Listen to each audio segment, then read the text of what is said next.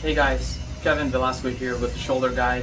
So today I'm going to show you some simple yet very effective exercises you can use to basically regain your mobility after any injury or as a result of surgery that requires immobilization. So today we're going to use any stick or any object that you have at home that will basically allow you to use your uninvolved side to help out with motion.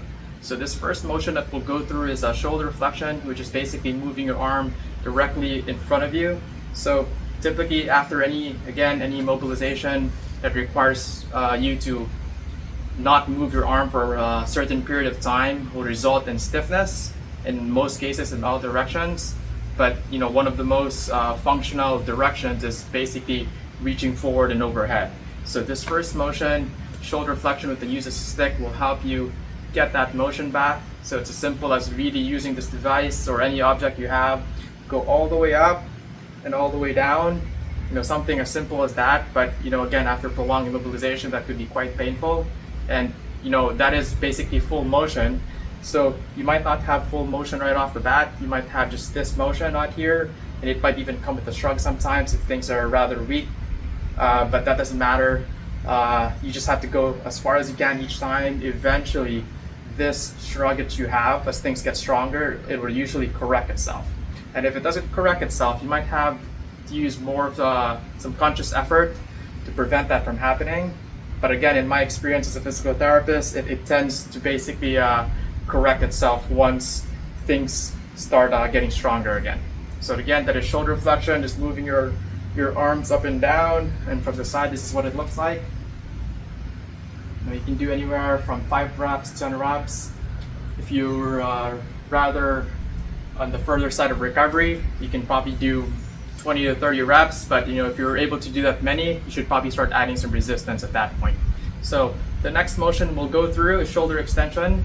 This basically gets your mobility back when trying to reach behind the back. This is vital for reaching something behind the pocket, or basically if you're female, trying to clip in or clip your bra. So it's as simple again as holding on to the object that you have.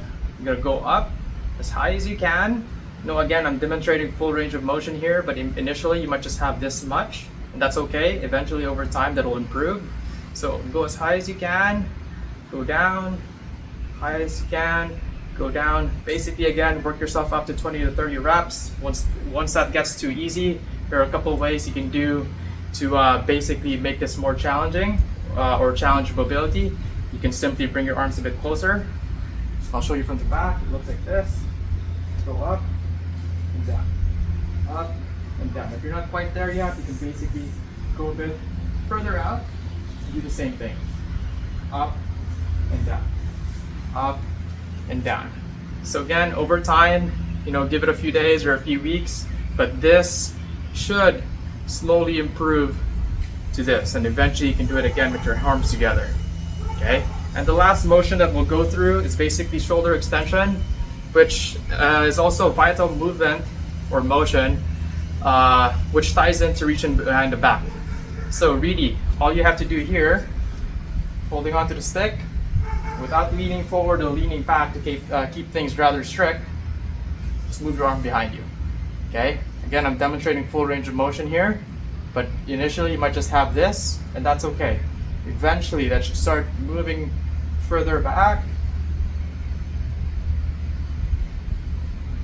and there. And as you can see, when you do reach behind the back, it's basically a combination of extension and internal rotation. So those two motions, this and this, will basically tie in together to get you your behind the back motion. So those are 3 movements that you can use. They're very simple. It doesn't take much equipment. It won't take much of your time. They are very simple, but yet very effective exercises you can use, especially after any form of injury or surgery that requires immobilization. So stay tuned for more tips in the next coming videos.